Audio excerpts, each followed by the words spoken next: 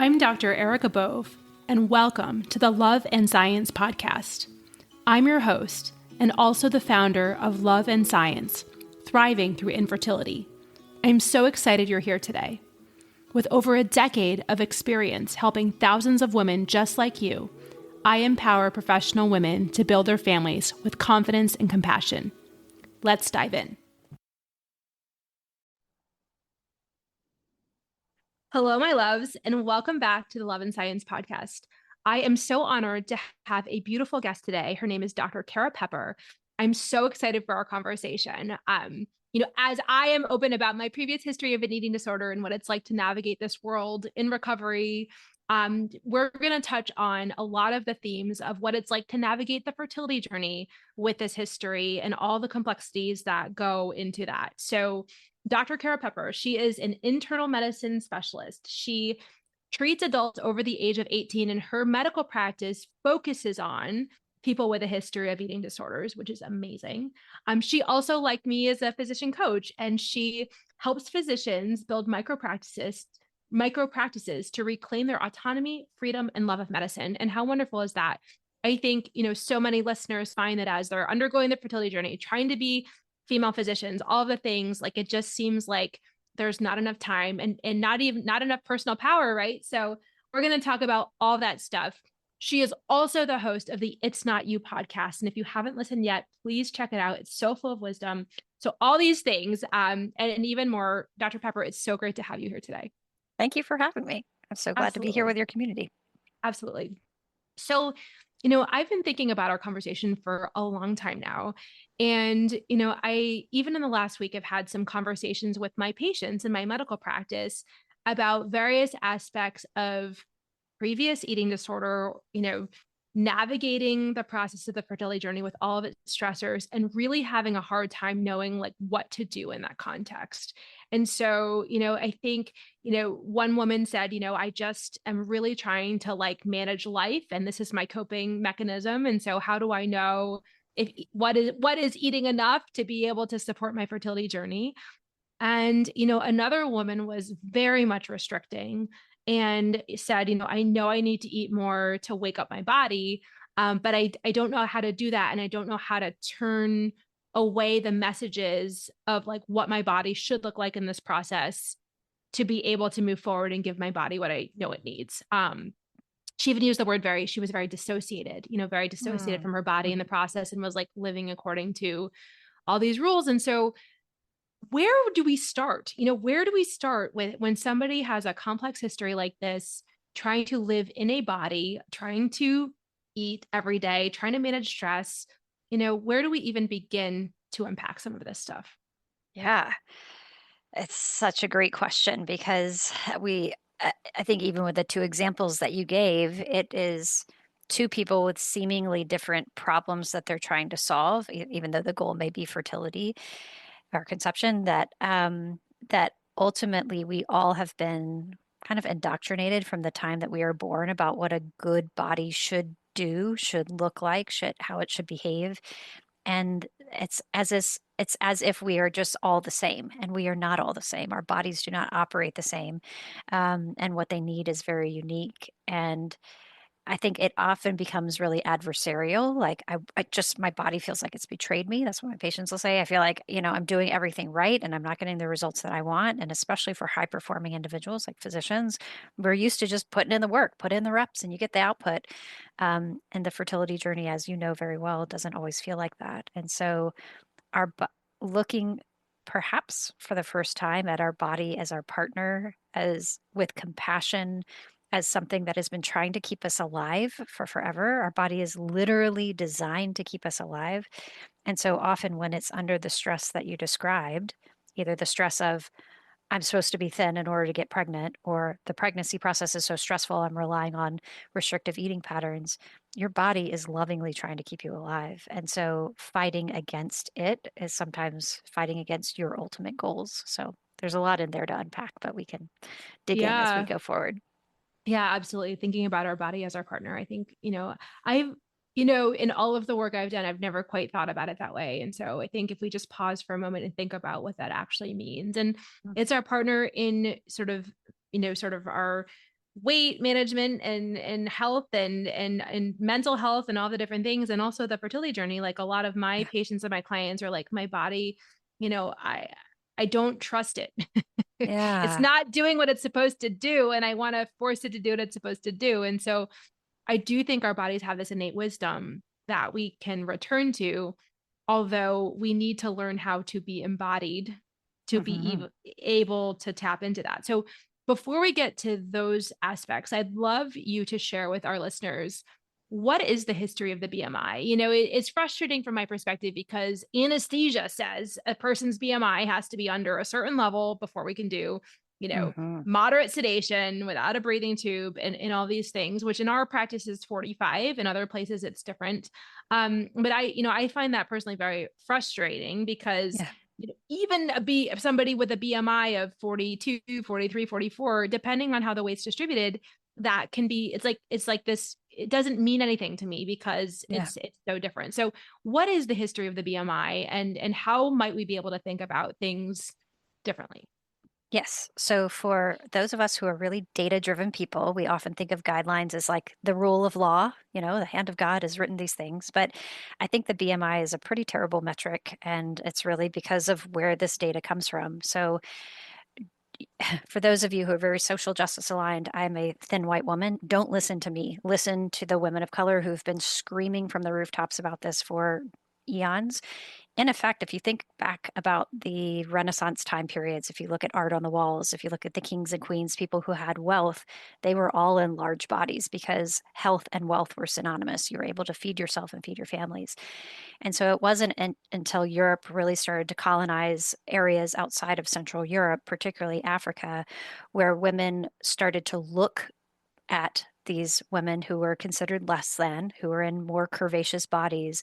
And all of a sudden, it wasn't desirable to be larger figured. It was desirable to be thin because it differentiated you from the folks that your European ancestors were trying to take over. And so that got tied in with the religious piety. So if you could be self controlled, restrictive, and morally, quote, righteous, you could be in a thin body as compared to everyone else.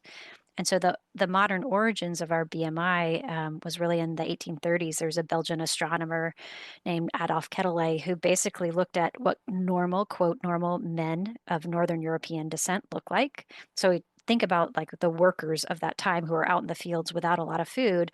These are very lean people. And so he just came up with this bell curve and described it as the body mass index. And that is what we have today.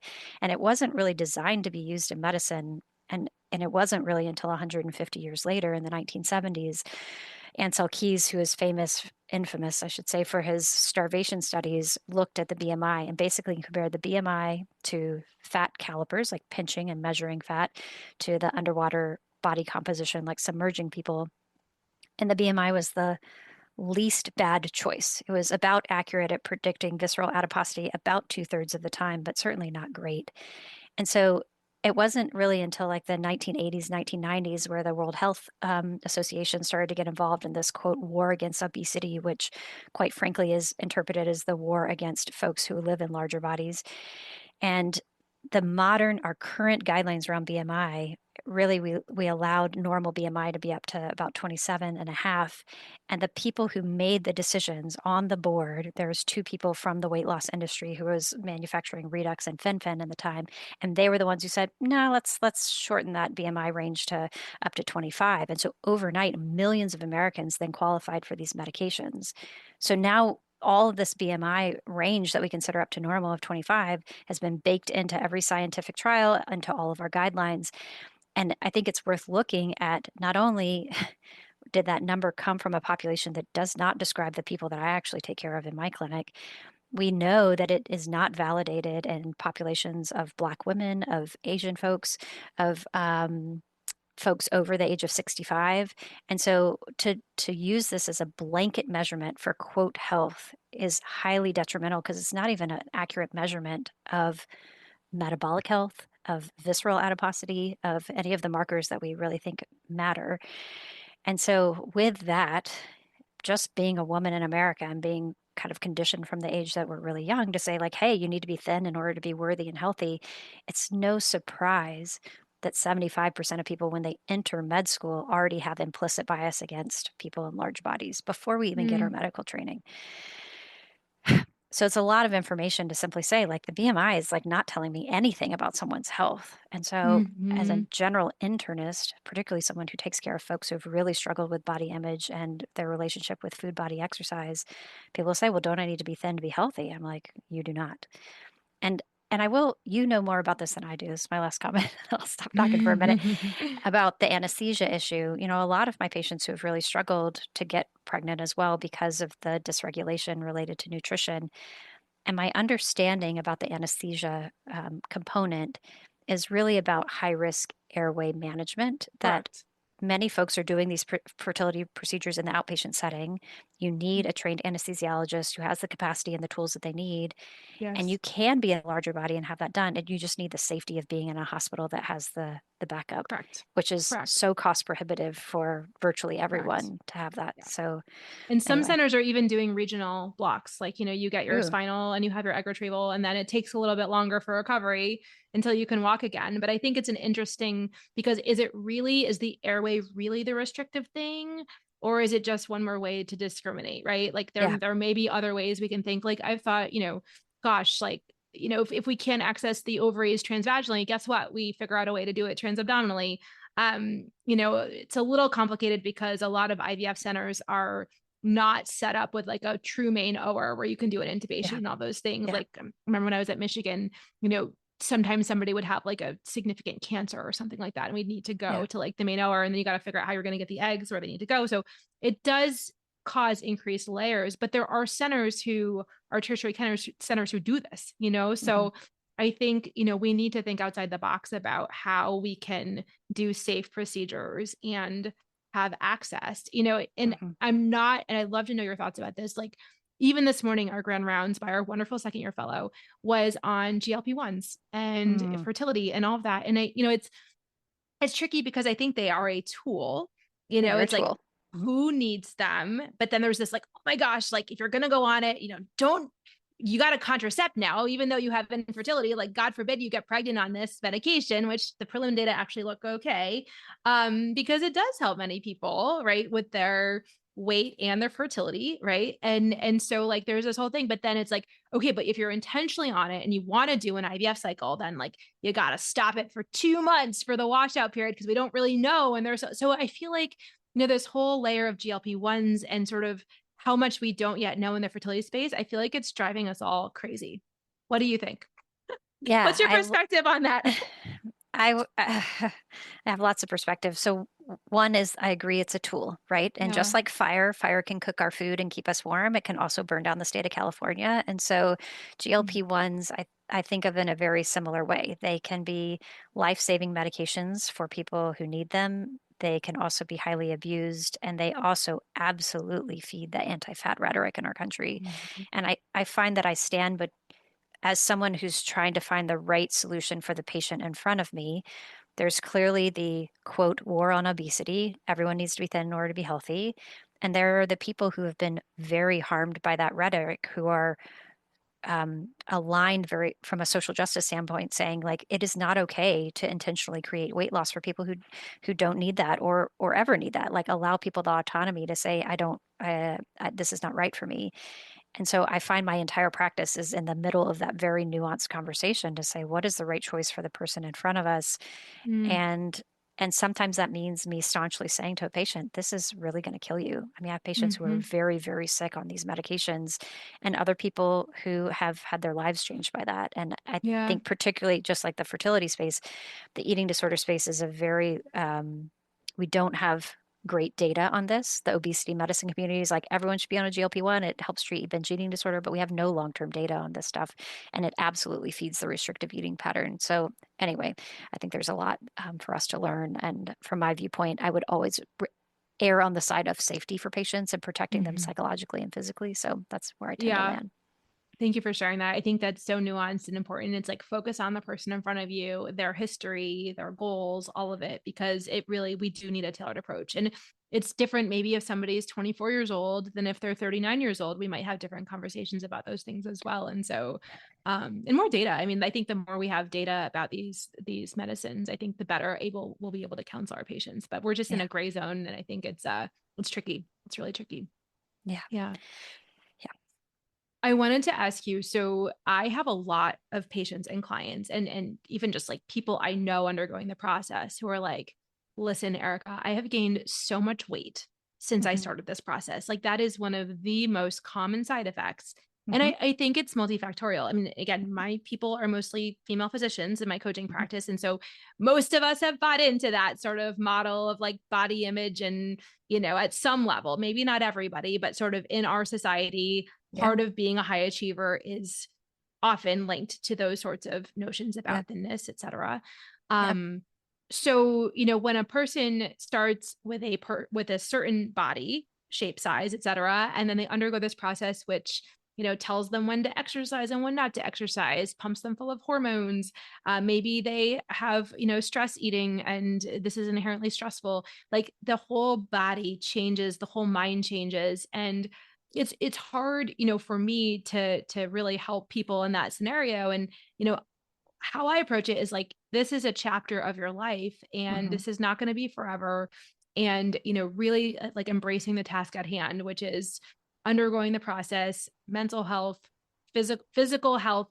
But that may mean like not, trying to lose weight right now, like to focus Yeah. on the overall goal of fertility. But how can we help people understand that, you know, like weight gain is not necessarily a bad thing, and how to reduce shame or even eliminate it of what's happening in that throughout this process?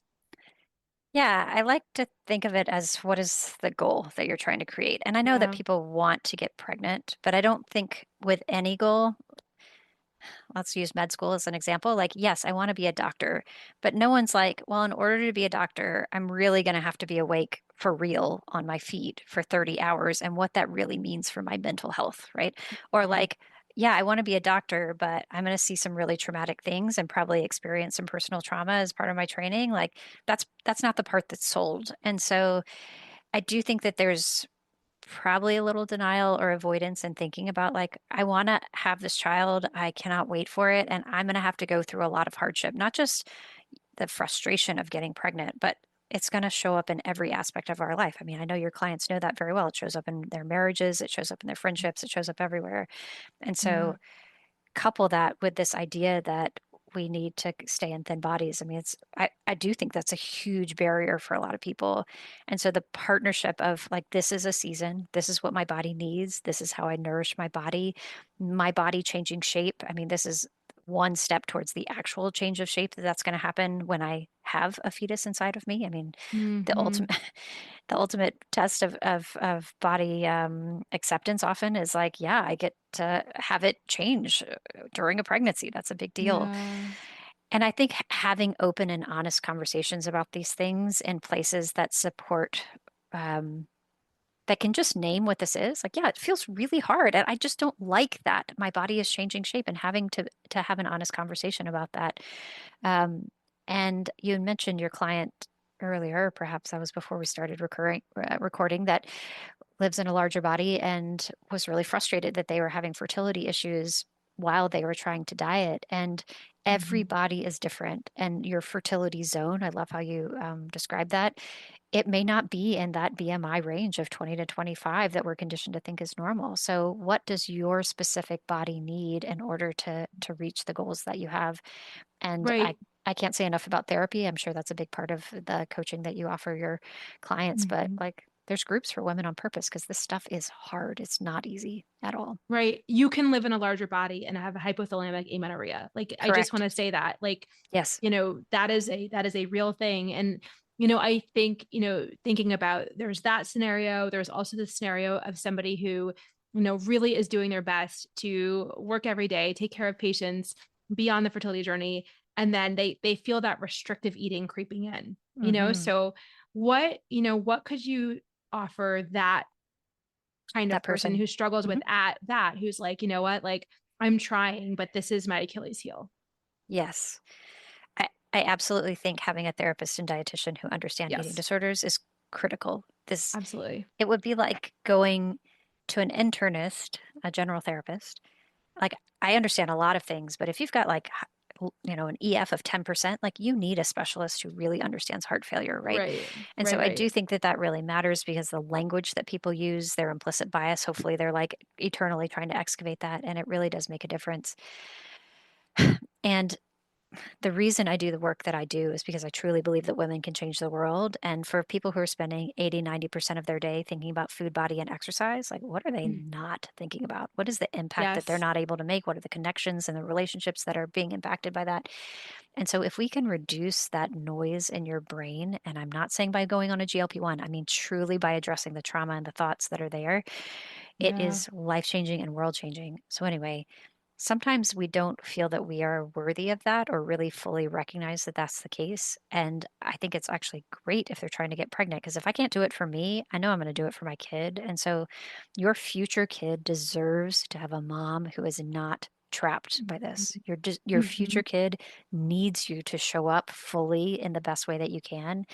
And the cost of that is that you get to address this relationship you have with food and try to excavate that in the meantime. Um, and so sometimes if we won't do it for ourselves, doing it for that person, like I don't want to eat right now, but like I got to eat to have this kid. Like sometimes Mhm. doing it externally is the way to incrementally stepwise it into our internal framework as Yeah. well. Yeah. That's a really good point. And I remember as a college student in a support group for people with eating disorders, I remember one of the group leaders, which I eventually became a group leader, but one of the group leaders when I was like just a regular member was like, I don't want to be that mom. Hmm. I want to be a mom who is able to, teach my kids about healthy eating patterns. And I mean, in my house, like, and maybe in your house too, like, we are very much like, okay, you don't have to finish everything on your plate, like listen to your body. Just Hmm. sort of really trying to understand that embodied Yeah. intuitive wisdom of the hunger signals and all of that. But I think, you know even without a history of restrictive eating, like medicine really does get us out of sync with our body Yes. cues. It really, Yes. really does. And so I'm sure like a lot of the work that I do is helping people get in touch, coming home to themselves. Am I Hmm. thirsty? Am I hungry? Am I tired? Like, Do I what need to do I pee? need? Do I need to be like, and that's a sign of growth is like giving ourselves permission. And so what I'm Yeah. hearing you say is like, if you are listening to this podcast and you're struggling and you're like, that's me, I'm that restrictive person and I'm really struggling and I want to do the right thing, but it's my stress. Like, give yourself permission to get support for the stress Yes. because there is a way through that is more expansive, that is beyond the Yes. restrictive eating. And it's there for a reason. Yes. It's like the weather. It's like, oh, for me, when that creeps back in, I'm like, oh, what's really going on? Yeah. What do I really need to address that I'm not addressing, which is the harder path. But I think we are also complex and we don't spend time with our inner worlds. Yeah. And when we can feel our feelings and understand what's actually going on, sometimes those aspects start to get better, Yeah. even without tremendous work, because we're dealing with the root and not the symptom, if that makes That's right. sense. What a beautiful opportunity that this stuff has gotten unearthed. Because I assure you, as a parent of two teenagers, like it does not get easier. It's not like I magically like had this stress-free life after I got through my pregnancy. Yeah, it's true. The very child that you're trying to create is going to create a lot of opportunities for you to like unearth your or to just see that these are patterns of behavior that are unresolved. So like better now, just do it. Yes. And as Yeah. someone who takes care of only adults, I mean, my patients have been struggling with this stuff for 10, 20, 30, 50 years. And to look on the back end of someone's life at what they have lost as a result of this, like even though it feels so alluring, even though it feels so tangible and seductive, even though it feels true, like, of course I need to be thin. Of course I don't deserve to eat this. Of course I feel dysregulated. Like, oh my gosh, on the back end, it is such a loss. And that is the grief that I have for all my patients. And so if you're listening to Mm, this and this feels true to you, there's never going to be a good time to address it. And so today is the day to even just make the phone call or to tell one person to say, I'm really struggling mhm. and to get plugged in with resources so that you can actually have freedom in your life. That's right. And I think, what is one of the biggest gifts of coaching? It's to Mm. take back our power. And I Mhm. think, and maybe we have a sense that like we're giving away our power in other, in ways like even body image. Like if we glance by Mhm. a mirror and we don't like what we see, like that's a small exit of power, And Mhm. so like how can we step into ourselves fully, and what Yeah. could we do if we had all that mental energy and that Oh my backpack gosh. of shame and Yeah. self-hatred and all of the things that go along with it. It's like, Yeah. gosh, who could we become? What kind of relationships could we have? What kind of a legacy could we lead for our children? Like I love how you think about it. It's like the possibilities become endless, and it's like Mm. who would not want that? Yeah. And we know that growth happens like through the discomfort. So we can't sidestep it. We can't find some like secret backdoor out. We're going to have to go through it. But then on the other side, we're going to have the freedom. That's right. That's right. That's Wow. right. So powerful. Yeah, Yeah. thanks. It feels really amazing to be able to support our colleagues in this way. And I know that you appreciate that as a clinician and as a coach. And that's what feels very Mhm. true to me. I mean, the overlapping, frankly, nearly 100% overlapping Venn diagram of my coaching practice and my clinical practice is exactly that, like helping people recognize their own suffering and practice self compassion, get activated into change and to find their power again and to actually do Yeah. something about it. And Yeah. the noticing part, which for some of your listeners may be it right now, like, yeah, she's speaking to me, but I'd really rather, like, the discomfort of what I know is so much more familiar than the scariness of uncertainty and change. This phase feels really volatile for a lot of people because it means like we're fixers. So, like, oh gosh, I know that there's a problem. Now I have to do something about it. Like, you don't have to blow up your entire world. You can literally just start by like sending yourself an email that's going to get delivered in 2 weeks to be like, hey, you said you were going to call that eating disorder therapist. Or like, hey, you said you're going to go tell your doctor about that. Or hey, I'm going to show up for myself and just remind myself that this thing is something that doesn't need to be buried in shame and secrecy, but it's something that I am wholly worthy of, even if I don't believe that quite yet. So, That's right. yeah, I know. And I mean, for me, when I was going through the worst of my struggles, like I truly felt alone. Like I was a yeah, competitive runner and my, yeah, pathway to success was like all the things that I thought were necessary. And then I got to college. I was like, oh, I might have to leave college. I don't want to leave college. Like, how can I stay in college? And when I went to my first support group meeting, because I like found a sign on the back of a bathroom stall in my dorm, thank God. Um, I went to my first meeting and there were like 90 other women there. And I was mm, like, oh my God, like hmm, it is not just me. All these other women are suffering and like we hmm, can heal collectively. I mean, that's one of the beauties of my support group that I lead for my clients with infertility is like yeah, that group there's healing in the group. And when yes, you understand you're not alone and you understand you can see, your other people serve as a mirror for like if I can't be self-compassionate with myself, but I know what I might offer this person, then maybe, just maybe, yeah, I can reflect it back. Or if I can't see myself as this is one thing I love to do in college. I learned like I'm sure you have lots of tips and tricks for your people, but like I thought if I can't see myself as beautiful, guess what? My best friend Renee thinks I'm beautiful. So I'm just going to try on her perspective and I'm going to say hmm, Renee thinks I'm beautiful. And hmm. so then I would then carry that with me until I could believe it myself, That's right. you know? That's right. Or like you said, the emails, like we don't, unfortunately our pants don't have too many pockets these days, but they're coming back. A lot of dresses have pockets, but like, write like a little something tangible, like when you have Yeah, a moment of rational thoughts, like, whatever it is, like I am beautiful regardless of XYZ, or my beauty is not connected to my body size or whatever. And yeah, like tuck it in the pocket. And if you start to have that dissonance, pull it out and be like, oh yeah, wait, when I had a rational moment, like this was my truthiest truth. And yeah, so just that brain rewiring, it takes time and discipline, but I mean, I can't think of anything that's more worthwhile? yeah. Yes, absolutely. It took. This did not happen to you overnight. No one No, ever grows up thinking, "Hey, I want to have an eating disorder and totally, you know, no. diminish my light and power and all the things that are important to me." So to be able to say, like, this is something that I'm worthy of doing may feel like a big stretch, but just starting really small and borrowing thoughts from other people. I mean, that's where any change begins, right? And I think particularly for folks who are trying to be pregnant, like when we talk about, from a meta standpoint, creating change, when we're counseling our patients, you know, there's the big long-term goal. In your case, I want to get pregnant. But the short-term goal has to be more compelling. Otherwise, we never change our behaviors. Like we need something today.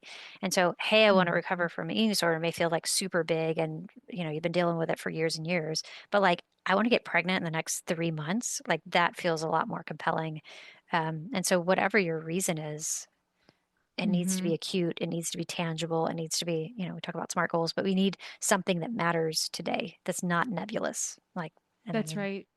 getting pregnant seems like a pretty compelling reason.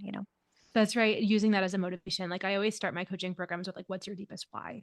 Yeah. And I think that when we have a strong enough why, any how is Yes. possible, right? Yes. Oh, Correct. that's so powerful. So, the last thing I wanna touch on is this connection between eating disorders and infertility and worthiness, right? Mm, So, I hear from a lot of people who struggle with one or the other or both. I mhm. just don't feel worthy of feeding my body, or maybe I just don't deserve to be a parent. And Mm, like, how can we reclaim our worthiness in a way where we can do the things that our body is truly asking us to do, right? How can we understand that, this is not the universe punishing us for XYZ, but that all people who desire to become parents deserve to be parents? Like, I don't know. It's a deep question, but what are your thoughts on really this deep root of unworthiness and how we can start to break free of that to step into yeah. this power? Yeah. Uh, so I'll start with a story and then I guess I'll answer your question. So when my nephews were born, and I have two kids, I love them, but I think we have unreasonable expectations for our kids sometimes. So my nephews were like a step away from that. I could love them 100% of the time and not be responsible for them. And when kids are born, they're kind of a pain in the butt, right? Like they provide no value to this world. All they do is poop their pants. They cry a lot. They disrupt your sleep. They're super expensive. They are like highly disruptive, right? And yet we love them. We worked really hard to get them into this world and we think they're amazing and we think they're worthy and we like rearrange our entire lives to like keep them alive, right? And they are, quote, not productive members of society. They Mm, bring, quote, no value to this world. These are heavy use of mhm. air quotes for your listeners. Yeah. And and yet we think they're amazing. And at some point, we as individuals decide that we have to earn worthiness, or someone along the way Mm, told us that we were not worthy, or we experienced trauma, or we experienced something that broke that idea that just by existing on this planet, we don't have to do anything else to be worthy. And I often ask my physician coaching clients that same question, like, how many more patients do you need to see to know that you have like paid your moral debt to this field? Even if your mhm. student loans are not paid off, like how many more? Right? You're not stuck. How many more? And I think that question really gets to the deeper issue of your question about worth. Like there's something that shifted us from believing that we are inherently worthy, from being like a toddler with a crop top and a boa who just thinks that they're amazing, to like a high performing, exceptional individual who thinks that they're not worthy of food. Like what happened in that gap? Mm, And so if there is trauma, if there is a series or neglect or experiences that helped create this idea that you have to work in order to be worthy, it's worth unpacking that because that came from mm, somewhere. Like you weren't born with that idea, that's for sure. That was handed to you and internalized. And I think there's a number of ways to get from I don't deserve food, or I have to earn the right to eat, or I'm not worthy of being a parent, to I am inherently worthy regardless of what I do. There's like a mhm, thousand little baby steps in between. And I love that you mentioned earlier about your friend thinking that you're beautiful, because even if I don't believe it, I know that my kids think that I'm worthy of food. Like mm. they would never be like, Mom, you're not allowed to eat food. I know that my parents think that I'm really amazing, even though I've messed up. I know my spouse of 26 years, he definitely loves me and he knows everything there is bad about me. So, is there an external borrowing of beliefs that you can start with? That's one. Mm, And then I think often, for those of your listeners who have heard of internal family systems, which is like we're made of all these different parts, the part of me, I think about the new mom version of me who's like drowning in new patients and two little mm, toddlers, and my husband who was traveling for a living. And I thought I was failing every single day. Like mhm. the me of now, like I look back on her and I was like, God, she was killing it. I mean, Yeah. she was exhausted. She was burned out. She was touched out. She just needed like a moment where no one was asking anything of her, but she Yeah. was doing such an amazing job. I don't even think I could do that now, right? So is there a past version of you? Is that 13-year-old version of you who's just showing up trying to do your best, like she was worthy. Like the med student version of me who was like getting indoctrinated with the culture of medicine and like seeing my first patient die for the first time, like she sure was Mm, worthy. She was doing her best. Like that new parent version of me in my 30s, like she was really trying to kill it. So even if the 47-year-old version of me today does not quite believe it, like I believe mm, that on their behalf. And I believe that they deserve better. And I just believe that they were doing the best they could with the tools and the resources that were available to them. And so it's mhm, like an inch-wise way of getting a little bit closer to the you of today that's like, bump this. Like, I do not deserve to feel like crap at the end of every workday, and I do not deserve to be burned out anymore, and I deserve to eat food regardless of my body size. Like that very activated, fierce self-compassion, it takes a little while to get there. And so doing it on behalf mm. of other people, those past versions of you, on the people around you, I think that can use our innate powers of advocacy to really help us advocate for parts of us until the whole of us is, we believe is worthy. Oh, that is so profound. I mean, I use a similar analogy when I talk to my clients who can't even imagine a world in which they would become pregnant. I said, there Mhm, was one day when you were a young hopeful and you were studying for the MCAT and you thought it was what 1% chance or less that you'd get into medical school. And like, look, here you are, like you're an attending mm, physician and somehow that all happened. And so, I think that people can really relate to that when they look back on different versions of themselves, when maybe even against all odds, they were able to do something and mhm, become a new version of themselves that was mhm, previously unthinkable.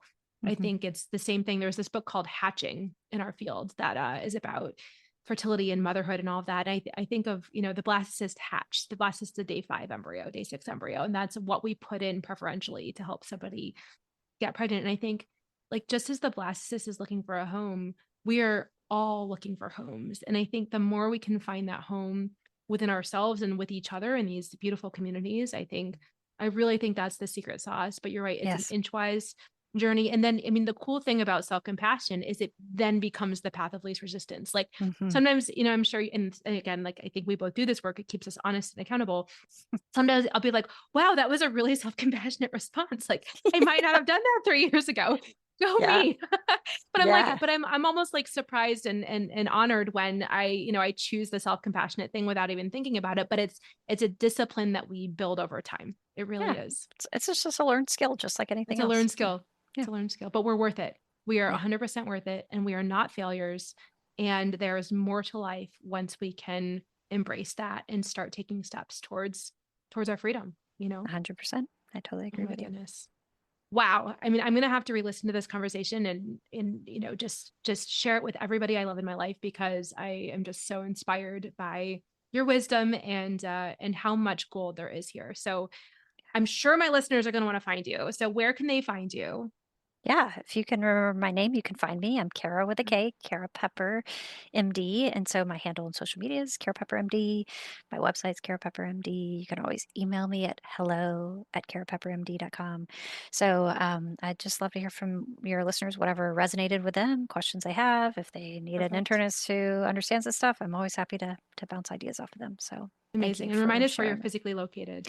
I'm You are located. physically in Atlanta, Georgia, and I'm Okay. licensed in 17 states, mostly on the East Coast, Okay. but as far Wow. west as California. So yeah, Okay, so we'll put all your information in the show notes. And so if you are listening and you're struggling, I think Dr. Pepper would be an amazing, amazing resource for you.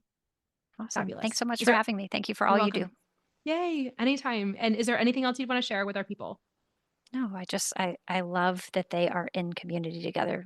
It's where healing happens. We deserve to be in a connection with people who uniquely understand. So thank you for We building the do. communities that you have. Yes. And I mean, it's my deepest honor. And I think that strong, powerful women, like you said, are changing the world. And Mhm. so thank you for your friendship. Thank you for collaborating. And I can't wait for future conversations. Sounds good. Okay. Talk to you soon. Bye.